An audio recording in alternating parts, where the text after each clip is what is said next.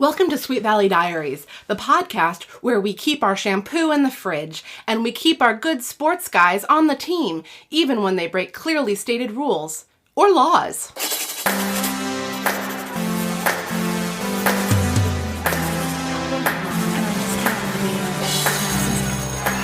Book number 35, Out of Control. Will Aaron Dallas destroy Elizabeth and Jeffrey's happiness? What does that make me, Miss America?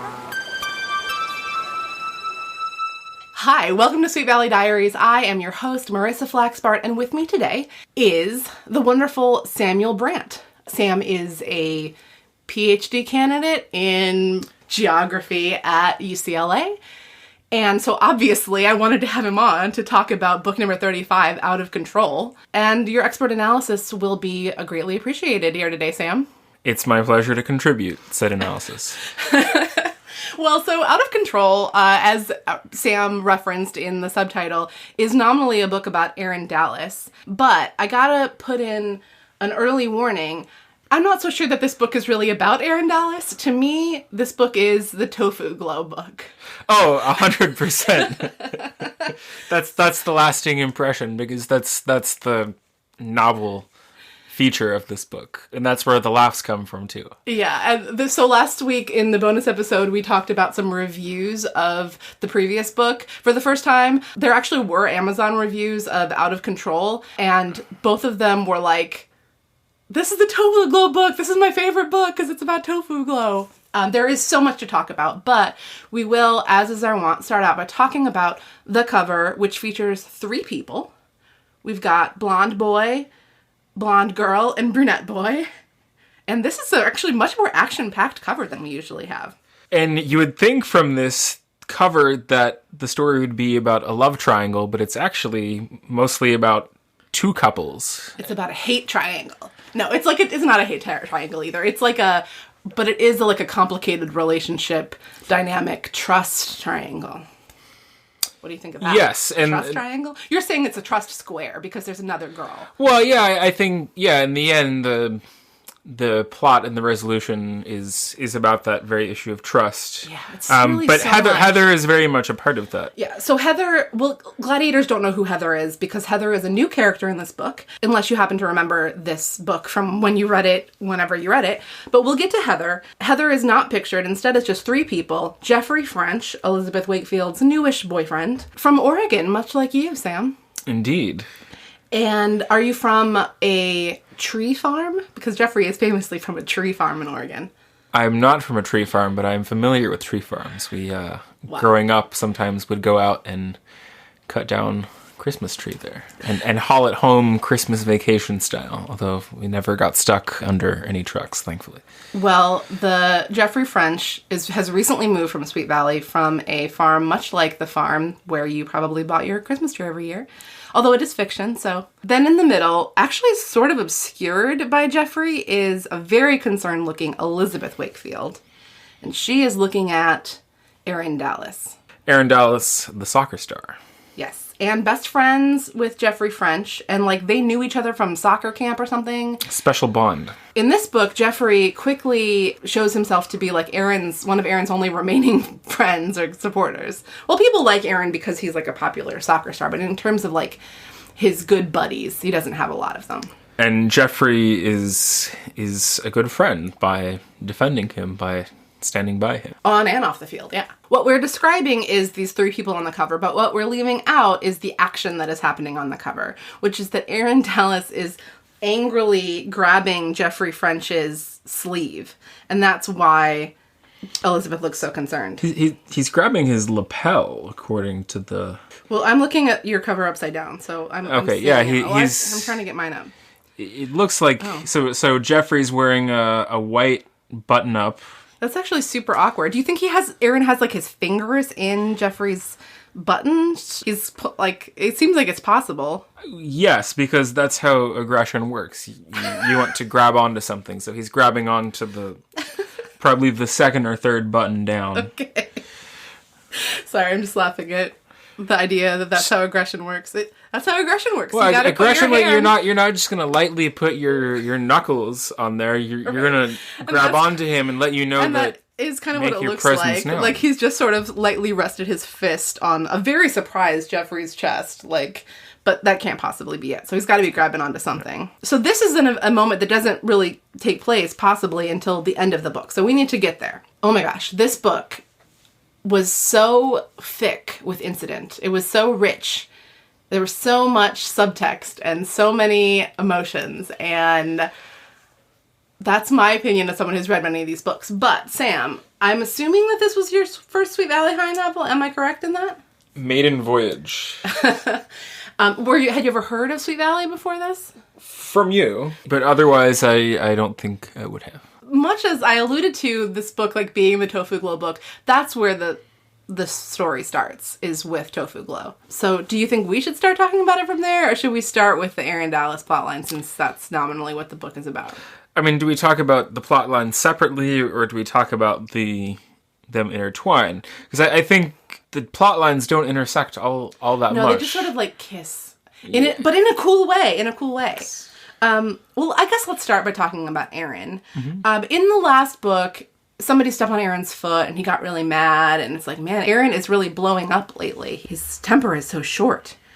And at the very beginning of this book, Elizabeth is watching her new boyfriend, Jeffrey, playing soccer with the soccer team on the field. And Sweet Valley's team is apparently doing really great. There's going to be a big game. Against Big Mesa. Big game, Big Mesa. And the only rivals, I guess, that Sweet Valley seems to have, Big Mesa. I wonder why it's not Mesa Grande. Whatever. You never know. You never know. I mean, why is it not Valle Dulce?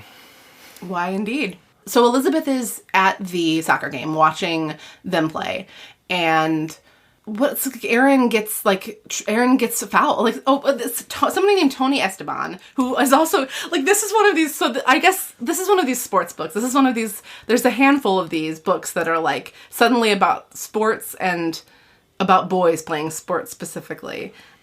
There was one before about, like, Roger Barrett, and there was a big race. There was one about Ken Matthews, and there's a big football game. They're spaced apart pretty well, but this is Aaron Dallas and the soccer team. Mm-hmm. That's the plot that we're following. Do they have other ones where the drama is about a band concert? Yes. Okay, good. But not at the high school band. I don't know if Sweet Valley even has a high school band. Or do any of the kids, like, they have a rock band. Rebel and start a rock band? Okay, yeah. Yeah, there's a rock band, the Droids, from the very beginning. Oh my gosh, there's so much to talk about. I'm having a hard time even knowing where to start. Tony Esteban is the name of a guy who, he says that they're just practicing, and he's like, it's out on Dallas. And Aaron, like, flips his shit. Was that, I think it was in a practice, actually. Yeah, it was just a practice. They're on the same team.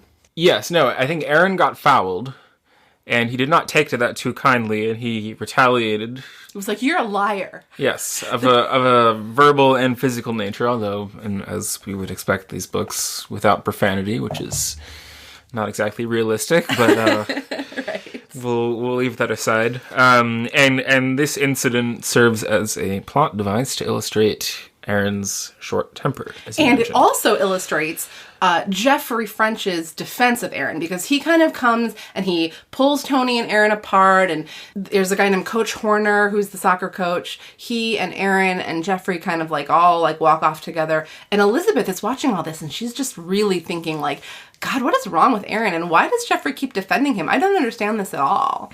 And so she challenges Jeffrey on this a little bit, like, boy, that was really crazy of Aaron to freak out like that. And Jeffrey really downplays it, like, it's no big deal. He got fouled. He was mad. And he's going through some stuff. Yeah. So Aaron's parents are getting a divorce. Aaron just found out, and Jeffrey's like, you've got to understand Elizabeth. He's in a bad place. I would think that Elizabeth would be like, oh, wow, yeah. But she's not really. She's kind of like, just because he's going through something rough doesn't give him a right to take it out on other people. There's a moment in there she realizes there's a deeper story.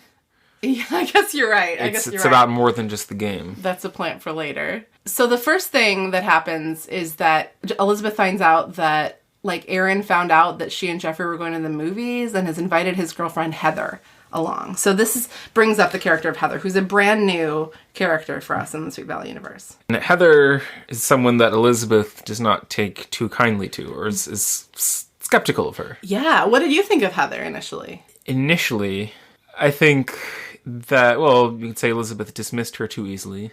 I mean, her issue is that it took Heather to use baby talk.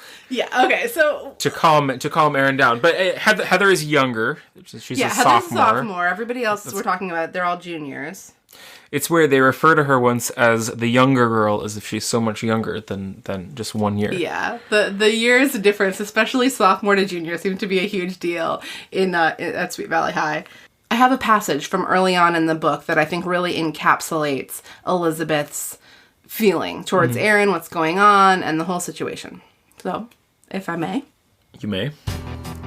It would be one thing if it had only hurt him, but almost everyone at Sweet Valley High had been affected by his temper recently, and he seemed to expect sympathy no matter what he had done. Elizabeth Wakefield used to like Erin a lot, but her sympathy was running out now. She watched her boyfriend and Erin as they disappeared through the locker room door. "You don't know how lucky you are," she muttered. "Huh?" That's Enid. Elizabeth turned to Enid and gave her an apologetic smile. "Sorry, I'm just being grumpy." She nodded in the direction of the gym. "Jeffrey spends a lot of time with Erin, that's all. And half the time now, I don't think Erin deserves a friend like him." I did get a little hung up when I read this the first time on "You don't know how lucky you are." It's just like, because you get to go to the boys' locker room, or like, I didn't know what she was talking about, but then she goes on to explain it. So that's Elizabeth's mindset. And then when she finds out that suddenly her date with Jeffrey is turning into a double date with these two people, she actually has the thought, like, ugh, I have to spend my evening with two people I don't really like. Yeah. There's no way for you to know this, but it struck me as really kind of closed-minded and hard-hearted of Elizabeth to just be, like, super dismissive of Heather. But a funny thing happens that I think would be annoying to anybody, which is while they're at this movie, which is, like, really romantic, Heather keeps talking.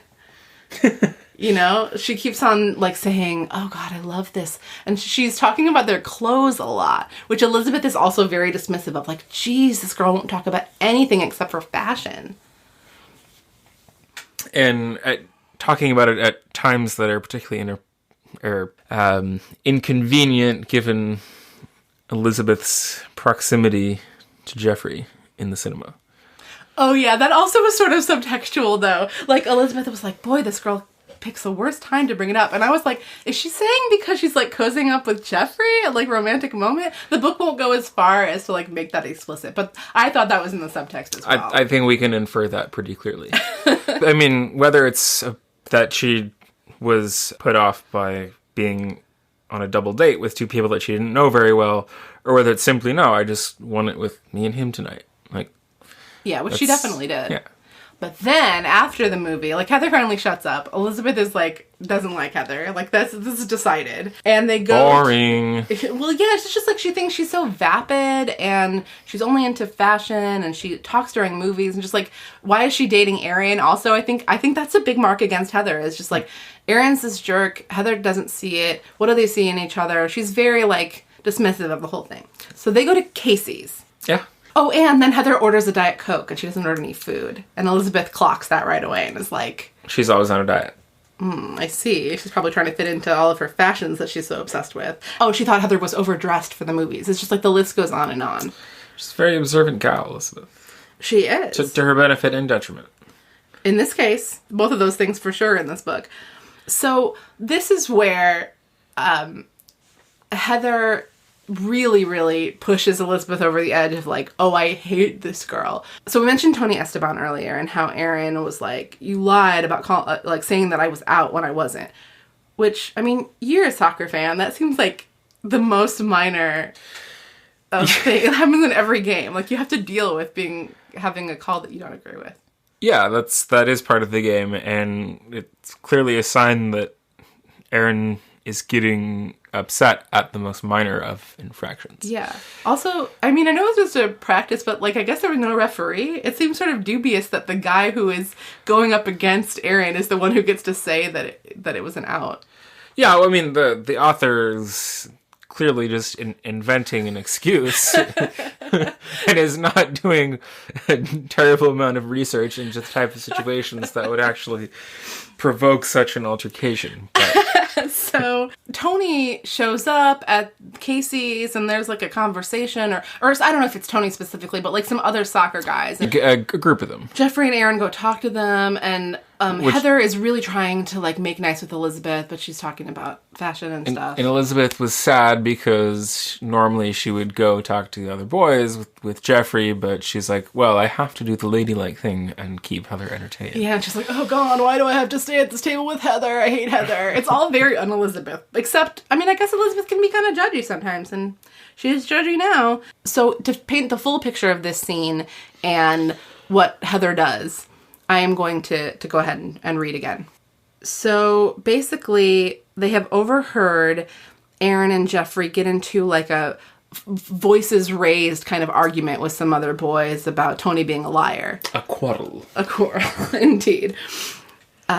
And they're walking back to the table, and Aaron is fuming, and Jeffrey's like trying to talk him down. Still glaring angrily, Aaron allowed Jeffrey to lead him away. When the two boys rejoined Elizabeth and Heather, he was still shaking. He's such a liar, he muttered, his clenched fist pressed onto the table. His knuckles were white as he tightened his fist. Elizabeth tried to catch Jeffrey's eye, but he was too busy trying to smooth over the incident. It was hard to see, that's all. A bad angle. Forget about it, Aaron.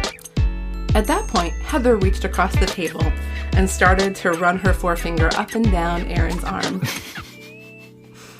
God, let's see if I can do this. I'm embarrassed just thinking about doing this. Is Aaron angry about something? She cooed, her voice as cuddly cute as a cartoon baby's. Don't be grumpy. Oh, I'm just mad, Aaron grumbled. But Heather doesn't want Aaron to be mad. Elizabeth felt the beginnings of a blush heat her face as she witnessed this new facet of Heather and Aaron's relationship. It was acutely embarrassing to her to listen to anyone baby talking unless it was a joke. And this was obviously no joke. Heather was pouting and coaxing Aaron out of his bad mood. Soon, Heather had Aaron completely over his irrational rage. But Elizabeth was shocked. The two of them were like a couple of kindergartners, she thought in amazement. They threw temper tantrums and talked baby talk. Jeffrey, I think it's getting kind of late, she said, finally pulling herself together. She met his eye and wordlessly communicated how urgently she wanted to leave. You're right, he agreed, obviously a little embarrassed himself. He took out his wallet and placed a couple of bills on the table to cover their share of the check, and he and Elizabeth stood up. Bye-bye, Heather said, her eyes still on Aaron. So they leave, and it's just like, oh God, you could picture it. And I actually thought this was such a great, like, writing flourish, like, describing this sort of sinking feeling. That sentence with the word blush in it. Yeah. How she felt that on her face. Yes. How do you feel an oncoming blush? Is it not something that's instantaneous? Oh, well, we're going to break it down now. That book is not going to stand up to this level of scrutiny. But I do think that sense of, like, so you're heating up, and it's like she's witnessing a new facet of their relationship is just like, oh, shit. You can picture it sort of being like, the floor is opening up, and, like, please swallow me, world. This is too embarrassing for words. She's embarrassed, humbled, and startled at the same time, while also maintaining a modicum of her own superiority over... Very well said. She's definitely feeling superior. And I really want to keep talking about the baby talk angle and the Heather part of it all. So let's introduce the B story, which, as we've said, is kind of an even. It's like two A stories in this book. When you say A story, you mean like A is in a grade? Yes. Like A-list, B-list? Exactly. I mean, I think the Tofu-Glo story is definitely an A+ story. Okay, so... Imagine my surprise in the year 2020, returning to this book that I read maybe 10 years ago the last time, and with a whole new, like, passel of knowledge about the idea of multi-level marketing. And here we have Jessica embroiled in a multi-level marketing scheme. In the last book, they planted this idea that Jessica was feeling really poor. She wanted to do something to have more money. Now she's got this get-rich-quick scheme. She is going to be a Tofu-Glo girl. Have you heard of the podcast The Dream? nods his Okay, head it's no. an audio medium, so you're going to need to say it out loud. Sam shook his head, no. So, listeners, gladiators, if you haven't listened to The Dream, it's really interesting. Don't listen to it if you want to, like, really hold on to your feelings that various kinds of, like, multi-level marketing things, like, are, like, a really great idea. I imagine that people listening to the show probably are involved in those things and have their own businesses, so I want to tread lightly here because I don't want to, like, stomp on anybody's dreams myself. So let's just stick to talking about Tofu-Glo. But The Dream is very interesting if you're curious at all about the history of, like, women's self-run businesses going back to, like, Avon and Tupperware to a thing that still happens now with, like, LuLaRoe leggings or... what did you... Herbalife, somebody was telling me, like, all those things. So... Cosmetics, Mary Kay Cosmetics. Mary Kay, yeah. So many things. Tofu-Glo, though, is unlike any of those things in that it is called Tofu-Glo, which is the first red flag. Like, what the heck? Although, I remember the first time I read this book thinking that it was funny how dismissive the book was of the whole concept of, like, natural, healthy products. Like, Jessica... So one of the first things that Jessica does is she throws a party where that just like every multi-level marketing thing that you do, you throw a party to get people interested. And so it describes her like buying healthy food like carob covered nuts and soy chips for the party. I feel like the book is almost kind of dragging health food as a concept. Did that come across? What do you mean? What do you mean by dragging health food as a concept? I mean, like a long, like throwing shade, like negative, like trying to have a whole big long joke on the very concept of natural foods and like health food as a lifestyle. Not just health food, but I think it's a jab at the California wellness lifestyle. Period. Oh, good point. That's a very good point. It's an interesting commentary. Yeah. Although the fellow Californians in Sweet Valley also seem dubious of the whole thing. But Jessica's really excited. It's going to be a great new thing for her. Jessica says that it's going to make her a millionaire, this Tofu-Glo thing. She's telling Elizabeth that. And Elizabeth laughs like, it's going to do what now?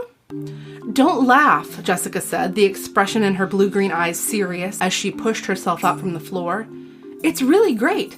Tons of Tofu-Glo girls make thousands of dollars selling the stuff. She tossed her brochure into Elizabeth's lap and then sat down on her bed, pulling Prince Albert toward her. Like, hard stop. Prince Albert, you guys, is a Labrador again in this book. I kid you not. This dog was introduced 2 books ago, Sam, as a Labrador. Then he was a Golden Retriever in the last book. And now he's a Labrador again. So somebody did not get the memo. What kind of dog is Prince Albert?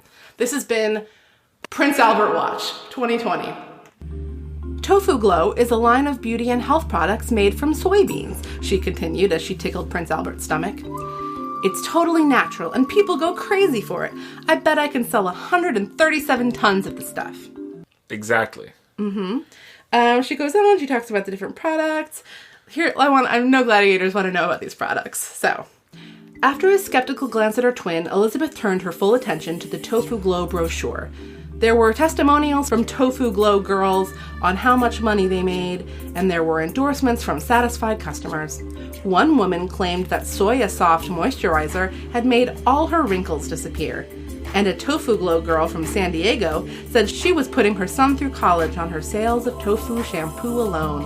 The brochure made it sound as though selling the products and making lots of money were easy. But Elizabeth, a reporter for the Oracle, the school newspaper at Sweet Valley High, knew enough to be suspicious of anything that sounded so simple. Her reporter's instinct was on red alert instantly. Glowing red alert. Oh my gosh, and I didn't realize how hard it was to say Tofu-Glo, like, really fast, let alone Tofu-Glo girl. Does not roll off the tongue. Try it. You go, Tofu-Glo girl. Oh, very well done. Very well done. Way to show me up, Sam. Maybe you should talk about Tofu-Glo girls. Tofu-Glo girls. It gives you this picture of a team like the Pan Am girls or something like that, all in uniforms. I imagine these flowing, deep green skirts. Sure, like broomstick skirts. Yeah, broomstick skirts and like doing some kind of dance. Yeah, long hair, flowers in their hair, maybe. Why would you put the word tofu in the name of your company when it's a beauty company? Like, I get that they're all products that are, like, soy-based products, and that doesn't seem so weird to me, and that tofu is also made from soy, but it seems so strange to me. Glow is great. The tofu part I don't get so much. You would have to think about what was going on in the 80s and if tofu represented the height of health. I really appreciate how seriously you are considering this question of mine. No, because it would have a different meaning today than it did in the 80s. I guess, well, especially, tofu in the 80s. I mean, and people are grossed out. What people say when Jessica first brings up Tofu-Glo is... Ew. Ew. They say gross. That sounds gross. And it actually does start to get pretty gross when they start to talk about what is in the products. I'm going to read this list. Jessica orders these products. They come in like boxes and boxes and boxes. She spent $150 in 1986 money, or 87, whenever this is. $150. She had to borrow $50 from Elizabeth, who fucking gave it to her. Like, give me a break. Just be a pushover. And Heather, she thinks Heather's bad. Then she's like, but it's no problem. I'm going to make 3 times that back when I sell it all. All of it arrives and it's just boxes and boxes of this stuff. She puts it in her room. She opens it up. She's really excited about it. The packaging is really nice. And she reads what's in it. The products are called like tofu shampoo, tofu clean, soya soft, soya life dietary supplements. And she is doing a little bit of practicing of her pitch. I think this could really be it this time, Liz. Know what I mean? She swung her legs around and rolled off the bed. Grabbing the nearest box, she pulled out a jar of Soya Soft moisturizing cream. Soya Soft cream is a revolution in skincare, she read, her voice assuming a dignified professional tone.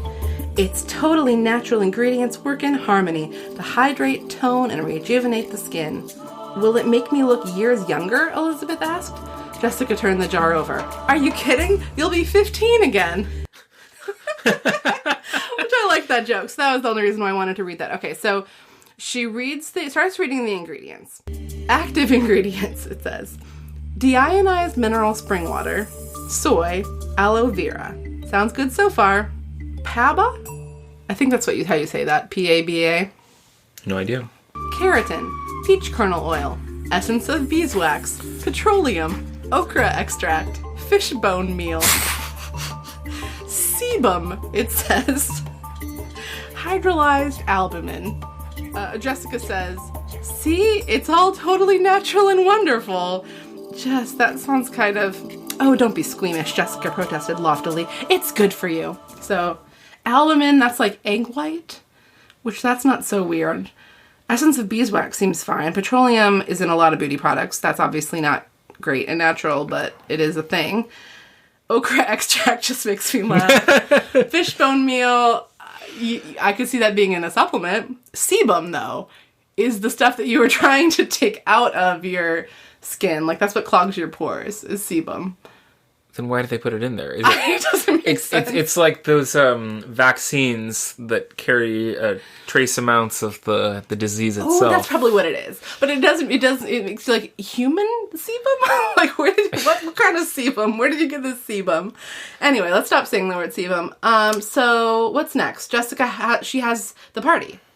Oh my gosh. She calls Lila. Yeah, Lila comes out of nowhere. I remember trying to flip back through pages to find any context on this girl. Oh, you were thrown off. You didn't know who Lila was. I did well, not you know found out who was. she was pretty damn quick, didn't you? Because Jessica calls Lila, and Lila shows her true colors instantly. Lila is the rich girl who lives... I don't know where she lives. She lives in the big house up on the hill.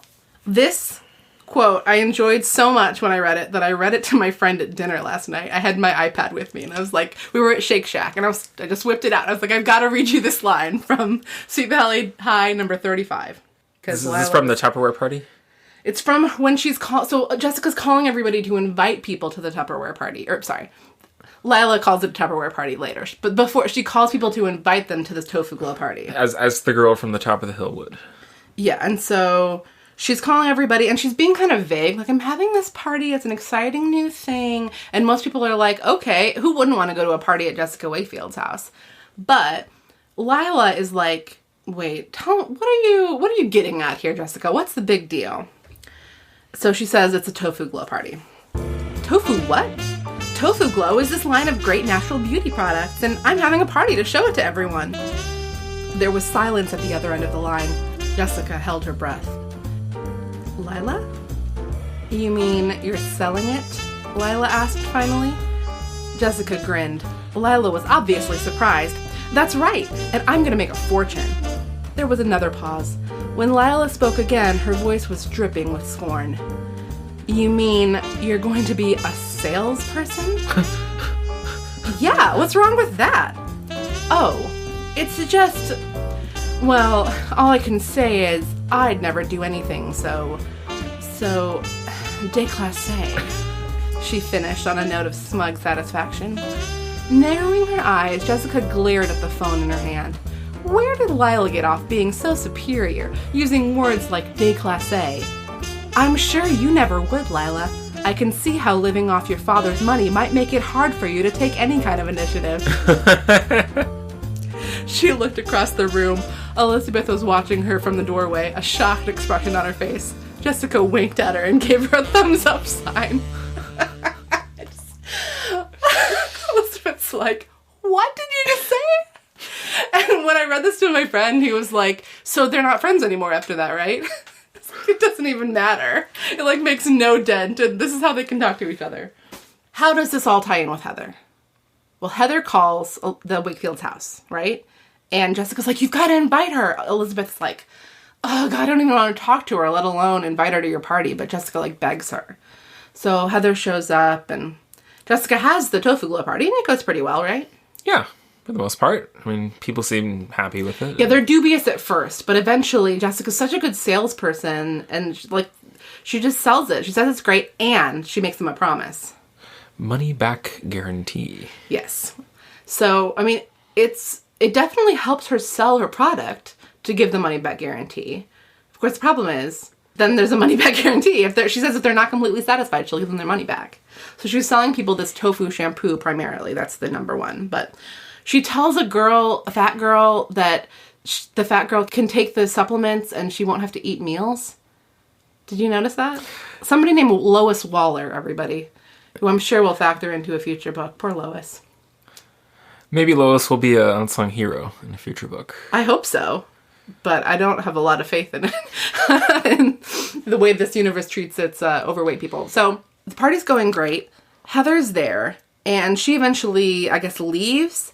And Elizabeth gets into this conversation with the other girls that's very gossipy, where she tells them about the baby talk. And they all start giggling, and then they all start talking baby talk to each other.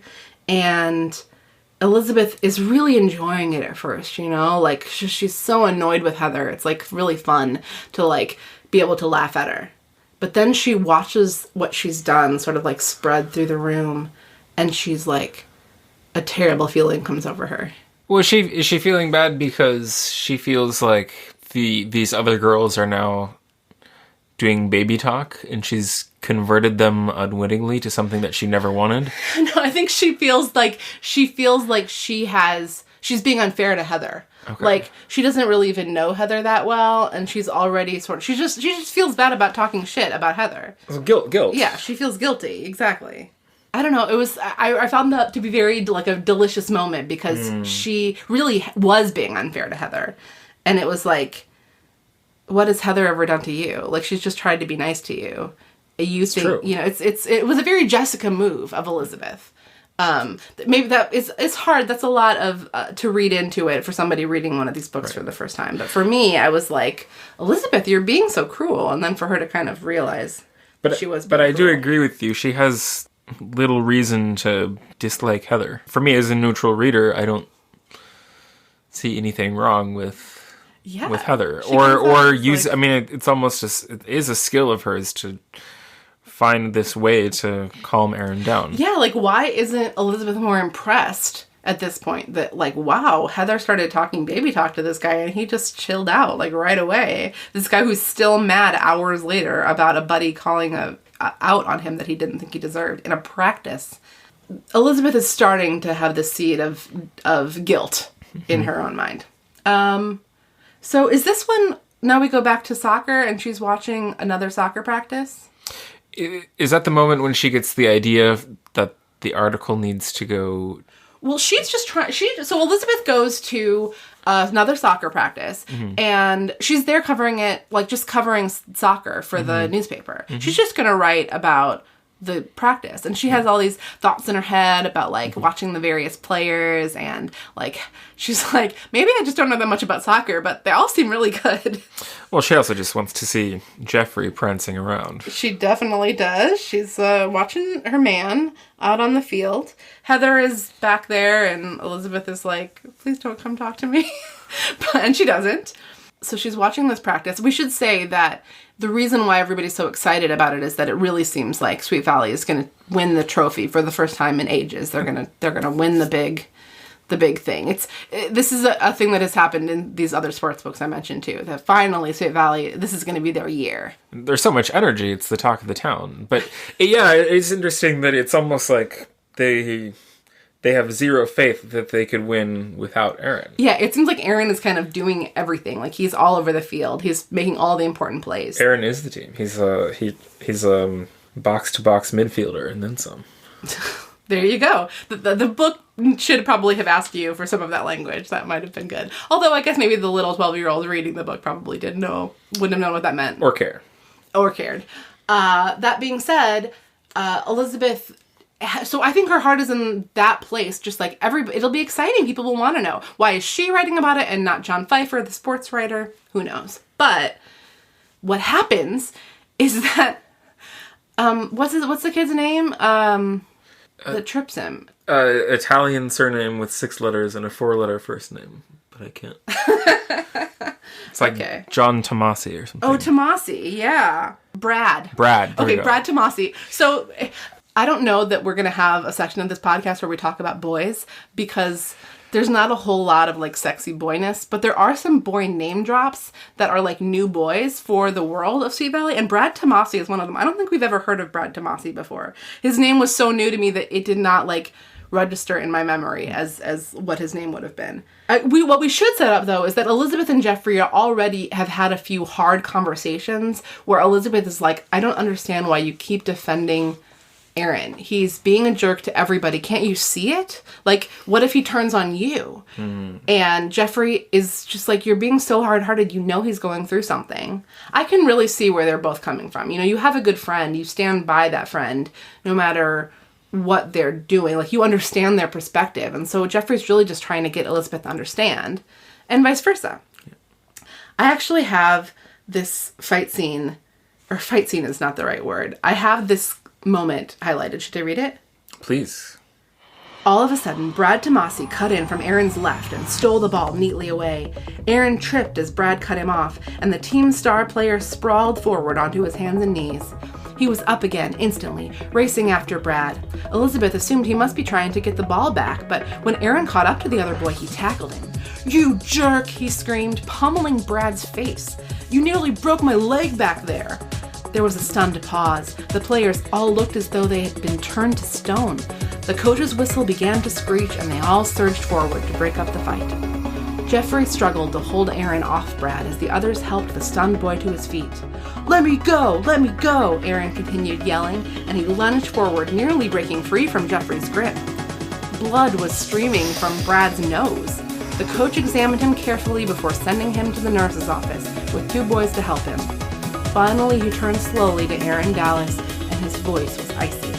"I ought to punch you out for that one, Dallas, but I'd be arrested." Okay, so that's what the coach says. I'll continue, but we gotta take a pause for a moment to consider that that's what Coach Horner has just said to Aaron. He would be arrested. Aaron's chest was heaving, and he glared at the coach defiantly. "He's a clumsy idiot," he shouted. "He deliberately tripped me. Everyone saw him do it." "And everyone saw you attack him," the coach retorted, his face becoming as red as Aaron's. "There is absolutely no excuse for what you just pulled, Dallas. I'm putting you on notice. One more fight, one more shout out of you, anywhere in this town, and you're off the team. Do I make myself perfectly clear?" "But you can't do that," Aaron said sullenly, his eyes blazing. The coach's voice dropped then, becoming very low and intense. I will do exactly what I choose, and I do not choose to tolerate that kind of infantile, prima donna behavior on my team. So you are hereby suspended until Tuesday. And, he added, silencing Aaron's hot protest, if you want to play in Thursday's game, you will enjoy being suspended. So... Sheriff Horner, more like it. Yeah, and Elizabeth is there on the sidelines. And think about it. She's just watched a boy, like, I don't know, did he break Brad's nose? Like, he's like, punched him right in the face. Like, in 2020? This is, like, a serious incident. Am I wrong? Like... And everyone has their smartphone out and is recording it. Yeah, it's like assault, basically. You don't just punch your teammate. His teammate, for Pete's sake. So, Elizabeth is like... Fuck, I can't write a cheery... She doesn't think that word exactly, but I can't write a cheery piece about how the soccer team looks great. I have to write about what Aaron just did. She has to tell the truth. Yeah. And so she writes this piece for the Oracle, and she knows it's going to come out on Monday, and, like, Jeffrey's going to hate it, and Aaron, who has a temper problem, is going to be mad. And it's basically just about the incident. It's like a little news piece. And, of course, that's exactly what happens, right? The article comes out, and Aaron continues to be the talk of the town, but in a much graver way. Right, and also, like, Elizabeth is kind of persona non grata for some people at Sweet Valley High, because they're like, we need Aaron to be on the team to win the game. We need to win the game. So your article, like, challenges that. Like, we need, like, I don't know, they want to support him because he's the star. Which is... typical behavior of hardcore fans. It actually win is, at all costs. Yeah. We can talk about that probably a little bit in the extra drama episode, since you are such a soccer fan. Many examples of this. And Jeffrey is really mad too. And Aaron is like, Elizabeth and I aren't friends anymore. Like, there's just a whole angry thing. God, there's so much to say. I feel like we've been talking for a long time, and we still have, like, the climaxes of these stories to get to. Do you want to go back to Tofu-Glo, or do you want to keep talking about soccer? Whatever you want. I need a break from soccer, man. Tofu-Glo. Yay! Tofu-Glo will ease the pain after you receive a hard tackle, like that one from Aaron Dallas. You just rub it on your knees. And So do you remember Jessica's... She goes around to the houses, and she makes, first few houses, she makes sales. They're all very happy. Yeah. Nice California housewives. And then she goes to another one who had the audacity to ask, can I try this before I buy it? Right. And that's when everything goes awry. Right, because the lady, like, opens up the jar, and she's like, oh, it doesn't smell very good. It's like hand cream, I think. And Jessica says, oh, gosh, well, the smell goes away after you use it. And the woman tries it, and it's like, she's like, I'm going to go wash this off my hands now. Like, you can see yourself out. Meanwhile, like, there's been a smell coming from Jessica's room that she's been ignoring. And the dog has been all over it. And it comes out that Jessica has not tried any of these products. So things are starting to fall apart.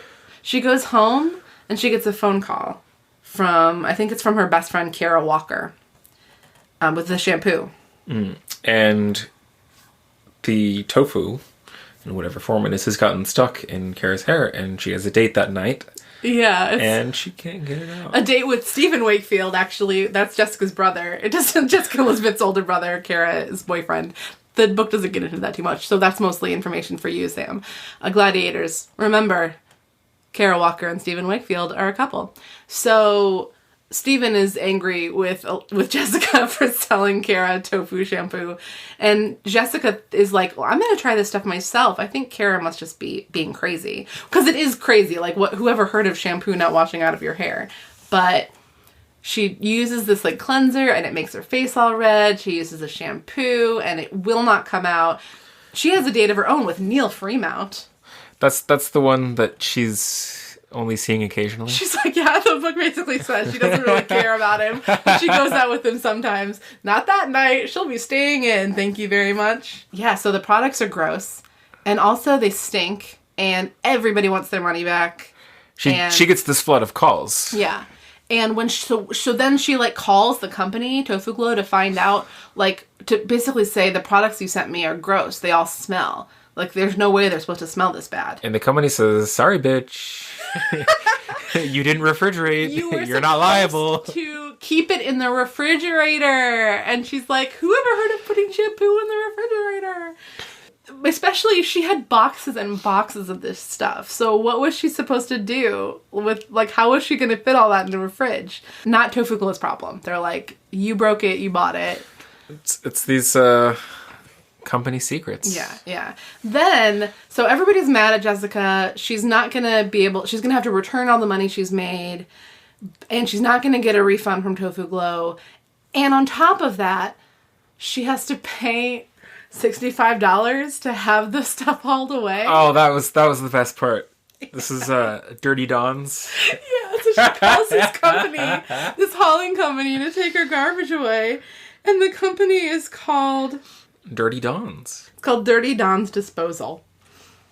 Reluctantly, Jessica had made the arrangements and given her address.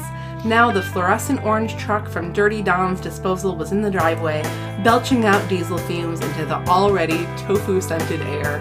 The neighborhood dogs circled suspiciously, snarling in alarm, their heads low.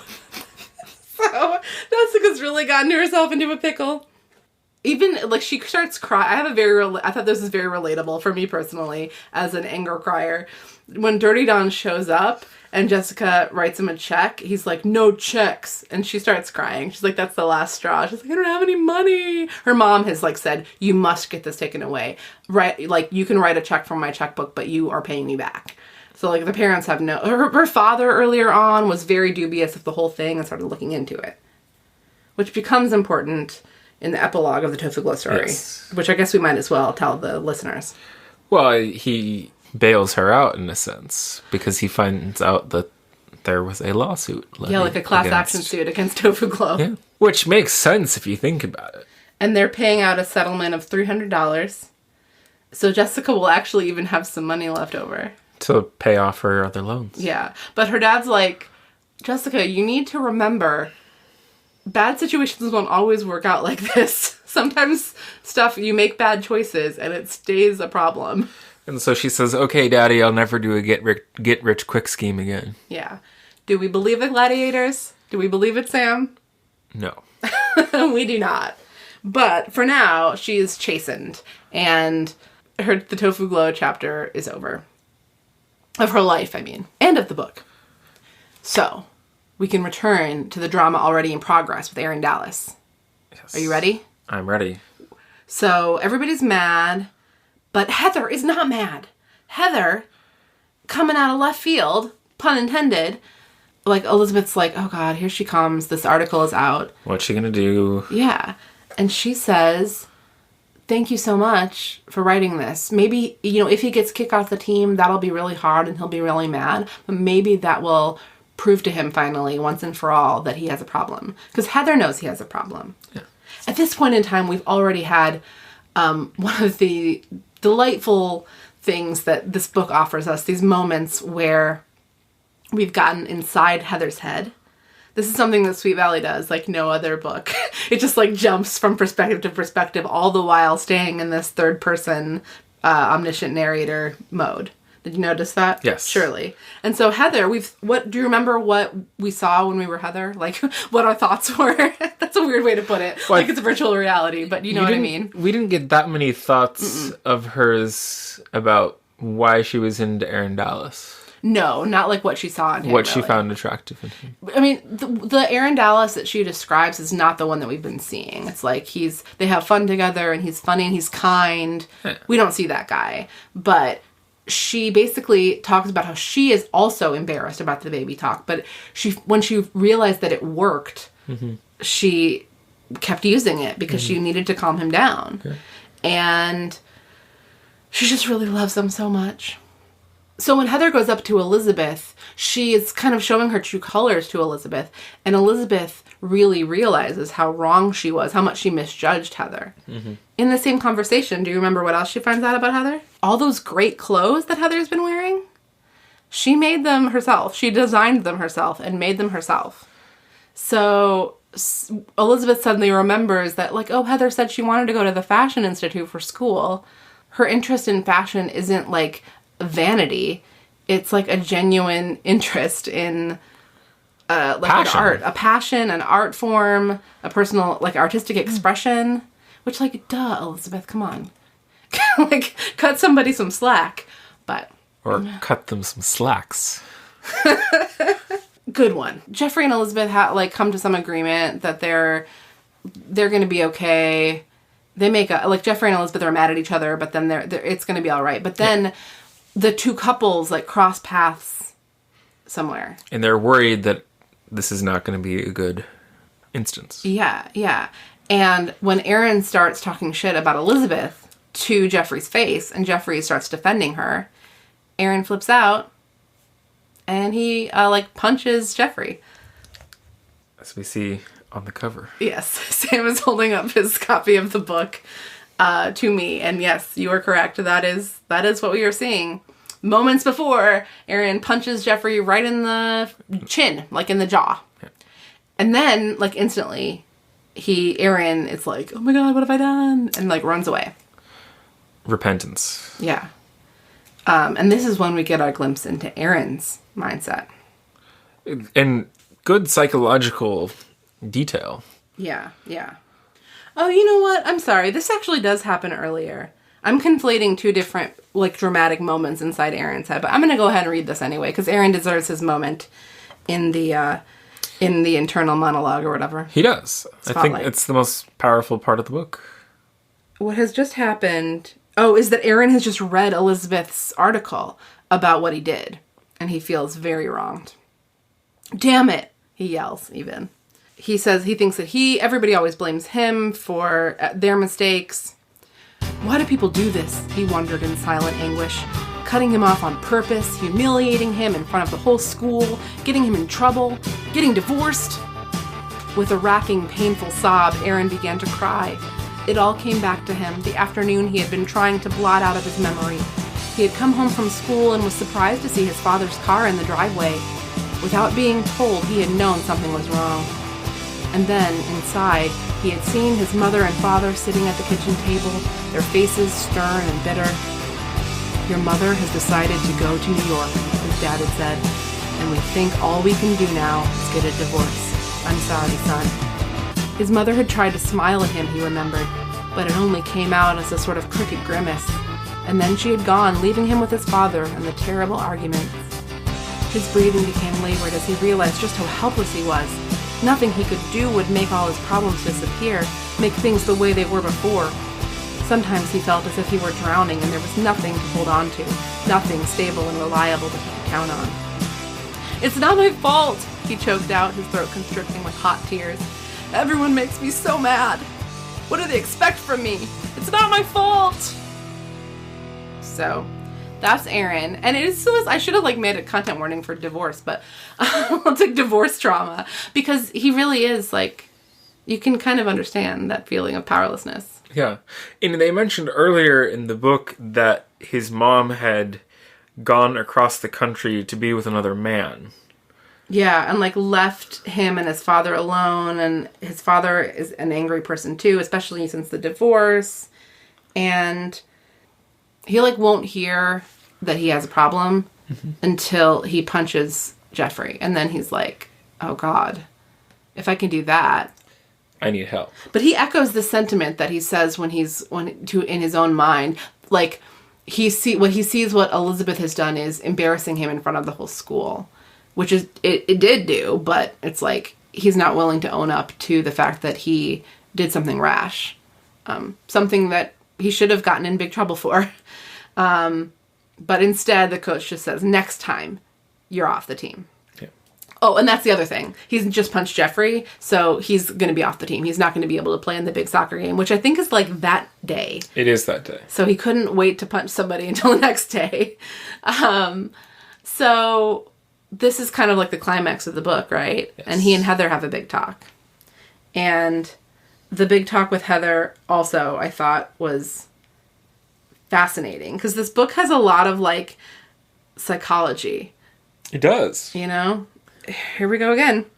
Sorry, I'm doing a lot of reading too, but I'm not going to apologize. But there are great passages in this book. Really good passages. No apologies. more passages. We always say, like, I wish I could read the whole book. And this one is no different. So Aaron is talking to Heather, who has basically just run after him. I think that's where we are now. You know, he began slowly, speaking as though in a dream. My dad did that to me once. He means hit him. Like, he just hit Jeffrey. My dad did that to me. He says I'm the most important person in the world to him, but he hit me once. I couldn't believe it. And now I did it too.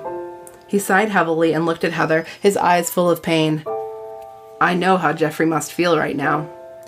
She took his hand with a tender smile. Maybe this is a good time to try doing something about it. You know, about how you get so mad? What do you mean? Maybe you could talk to somebody who knows about these things? Don't you think you could use some help? He winced. But I've got you, Heather. You understand. Oh, Aaron, I want to, but I don't. Don't you see? I can't help you all by myself. She felt the sob welling up in her throat and fought to keep it back. I love you, Aaron, and I want to help you, but I think you need more than just me. Oh, come on, Heather, he said, his voice rising again. Her heart beating frantically, Heather shook her head. She stood straight and defiant. Don't yell anymore, Aaron. You've got to stop. He gritted his teeth, and she repeated, You've got to stop. Oh, Heather, he cried, pounding his fist on the car roof.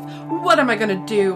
Why not start with Mrs. Green? That's what guidance counselors are for, right? He made a sour face. But what if my dad finds out? He'll kill me. No, he won't, she said. Your father needs help too. Don't you see that? They had never talked so openly before, and Heather was afraid that their relationship would come crashing down around her if she said everything. But she knew she had to say it. Aaron, your parents are getting divorced. That's real, and you can't change that. He looked at her silently, only his eyes betraying the anguish she was feeling. So you have to learn to accept it. Live with it. Don't keep bottling all your emotions up inside. That's why you get so mad, I think. Her hands were shaking, and she looked anxiously into his face, hoping to see some sign that he understood what she was saying. Maybe you're right, he whispered hoarsely. Maybe I have been trying to pretend it isn't happening, he admitted. Aaron, it's okay to admit you need help. No one ever said you had to deal with this kind of pain all by yourself. He looked into her eyes. How can you be so nice to me? He wondered out loud. If I were you, I'd hate me for being such a jerk. Oh, Aaron, she said tenderly. I love you. They were silent for a moment, feeling the newer, deeper love they shared. Let's go see Mrs. Green, okay? He nodded wearily. But first, why don't we find Jeffrey? Tell him you're going to work this out, and you can tell him you're sorry. He'll never forgive me for hitting him. Of course he will, Aaron. But he shook his head bitterly. I've never forgiven my dad. Chills. Indeed. Man, Aaron.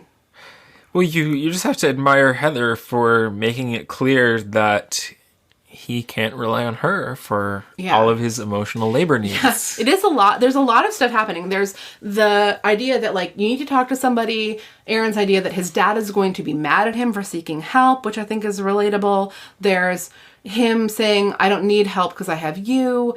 And she's like you just said, I can't be everything for you. I can't solve this problem for you alone.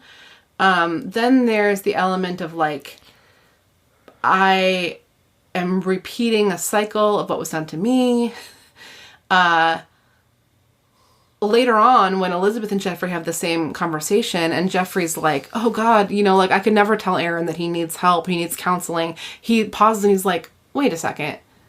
People get counseling all the time, like, for lesser things than Aaron's dealing with. Like, why am I making it such a big deal? Yeah. So this book has a lot of that, like, get help. If you need help, get help.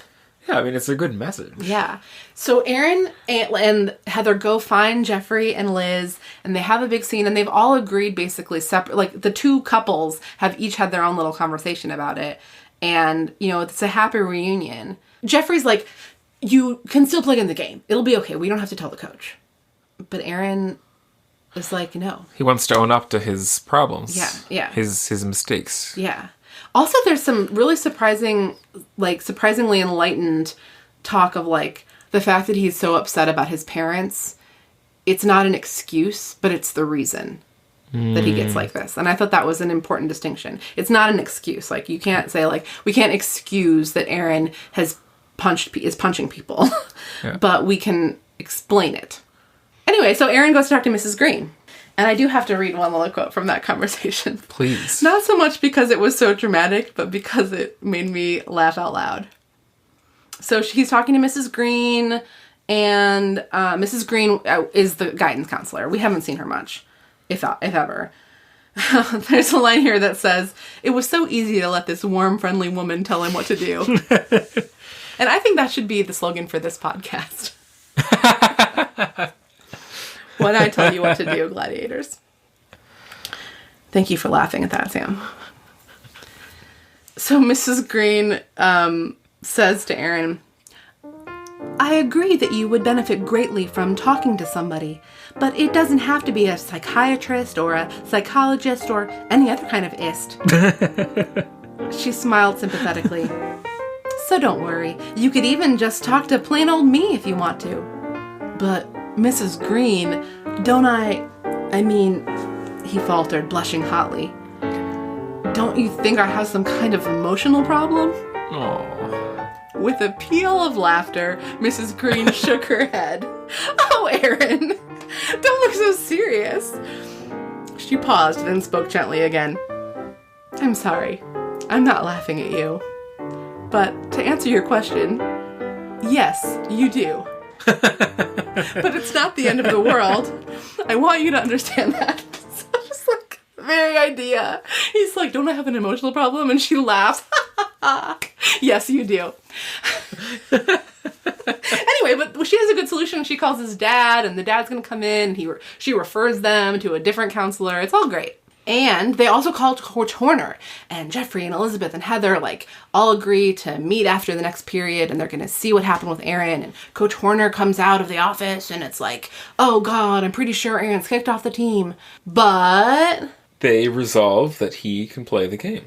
Of course, he doesn't get into trouble because that's how books work. And he atoned. It's like he showed that he was going to make a change, so might as well let him play. So yet again, the little good sports guy is not, I don't want to say little, but I think of him as like 6'2". Oh, I don't know. You think he's that tall? He looks shorter than Jeffrey in the picture. He does. Yeah. I think of him as a short guy. Yeah, we should actually know looking how at the tall picture he is, now. You think they would be that exact with? No, I do not. They could be standing on a hill for all we know. But however tall Aaron is, he is a jock. He is BMOC, and he is not kicked off the soccer team because he can do no wrong, even though he's done lots of wrong things in the book. I don't mean to be so hot and cold on Aaron here. It's just like, he probably should. I sympathized. Well, I think I sympathize with all of the characters immensely in this. Even Jessica. Yeah, I really felt for her. The money trauma and the crying and the you feel for everybody. Elizabeth is maybe one of the least sympathetic characters. In some ways, yes, but I think I really, as a writer, I really appreciate her digging into the bottom of the matter and doing her duty as a journalist. Excellent. Well, I'm dying to hear you tell me your thoughts on all of the characters. What did you think of Jeffrey? Have we resolved the story? I don't know. I think we kind of did, but without actually making it sound like we got to a clear end. I mean, they win the game. Oh, right. We didn't tell you that they win the game. And Aaron, 4-3, and he scores goals. But they needed him. If he hadn't been playing, they would not have won. We don't really have any more details than that. Yeah. There were scenes in here with the gossip column in the newspaper. I thought that was interesting. Oh my gosh, yes, that's a fun scene to talk about. So what's happening there is actually a really good payoff of the scene we described before, where Elizabeth is making fun of Heather's baby talk in front of all the other girls at Jessica's party, but she feels guilty about it. So they're at the big game, and the other girls tell Elizabeth, "Oh, do your impression of Heather Sanford again. Do your impression." And she's like, "No, I'm not going to do it. I'm not going to do it." And then Heather comes walking up. And Elizabeth is like, "Oh God, I feel so bad. Like, she's going to know I made fun of her. And I like her now. I was so wrong." But Heather totally takes it in stride. and starts making fun of Elizabeth and all the other girls by doing like an impression of Elizabeth's eyes and ears column and the way it's written. Do you want to read it? Yeah, I'll read it. Just tell me the page. Okay. All I have to search for is the word pistachio. Her eyes wide with amusement, Elizabeth burst into laughter. Heather was making up a fictitious item from Eyes and Ears, the gossip column Elizabeth wrote every week for the Oracle. And not only that, but the girl was mimicking Elizabeth's own voice and mannerisms perfectly. As the others caught on, they started giggling too. But Heather didn't stop her imaginative chattering. "I hear a certain serious student with the initials PA cut English class today," she said glibly, casting a quick, impish look at Penny Ayala. This was greeted with howls of laughter, and Heather continued. "Also, this just in, ER was seen recently buying 7 pints of pistachio ice cream at the Quick Stop Mini Mart. Do her friends know about this shocking addiction?" "It's not true," Enid giggled hysterically. "I've been framed." Yeah, so she says something also about a bout of ferocious and furious fisticuffs followed. That was her imitation of Elizabeth's tone for that column. So anyway, everybody's like, "Oh, Heather, you're such a good sport," and they were all roasted, and so they all had their comeuppance.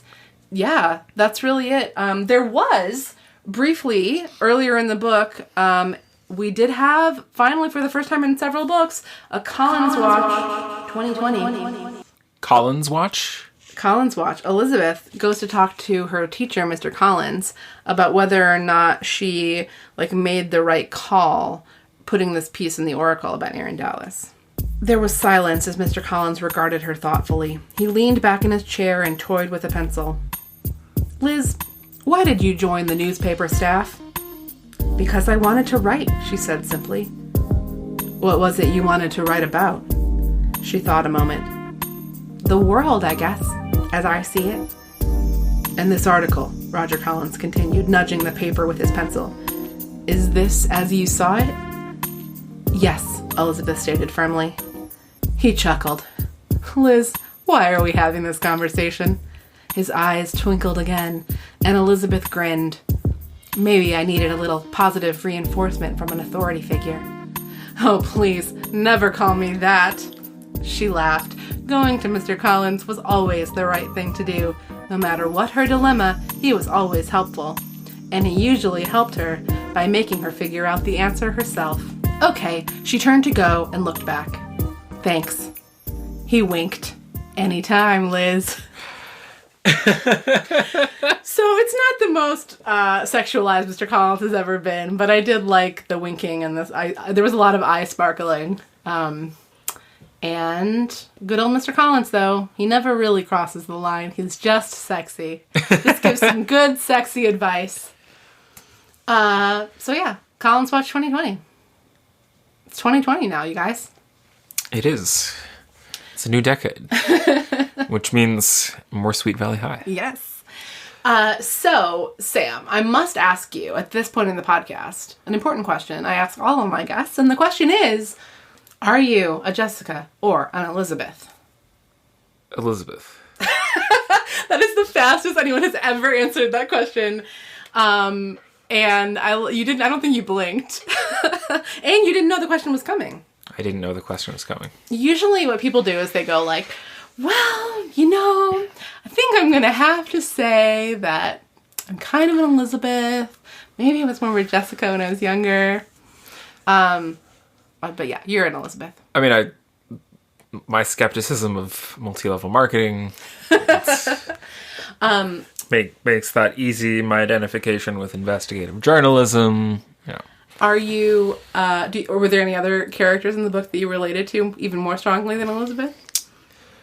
I mean, maybe Heather, because of the way that she stands by and provides emotional support in a healthy way. So the fact that you are a blonde Oregonian soccer fan did not cause you to feel any affinity with Jeffrey French? I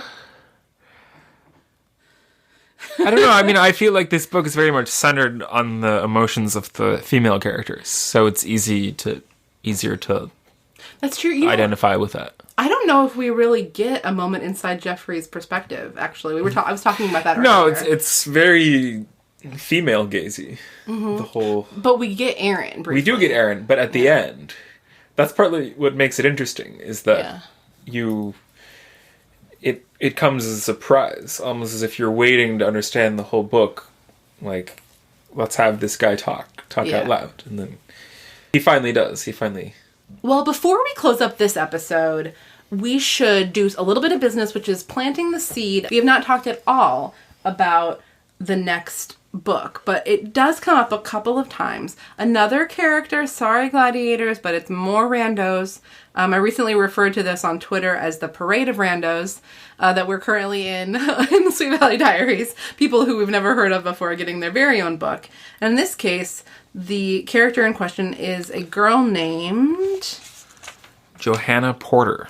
Yes. And I'm going to say Joanna, but you can say Johanna. Nobody really knows.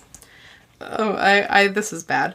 So, Joanna Porter dropped out of high school, we learned last year. And at the end of the book, Jessica and Elizabeth, Jessica's like healed from her problem. You know, she got bailed out by the class action lawsuit that her father was nice enough to research.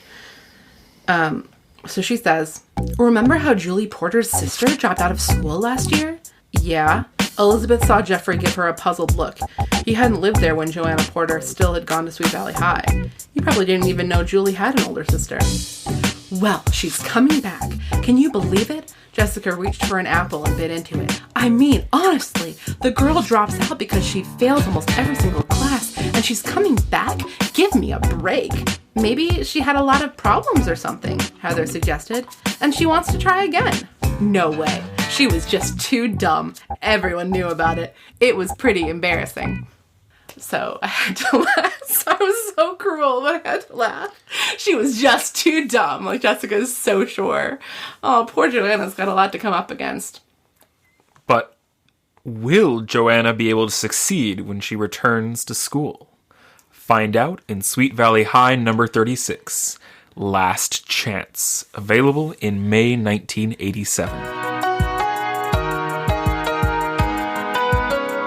Well, Sam, thank you so much.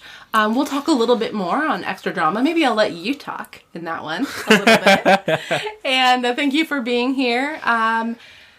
Gladiators, thank you so much for listening. Follow Sweet Valley Diaries on Instagram and tell a friend about the podcast. I so appreciate you and your listening and sticking with us through the parade of randos.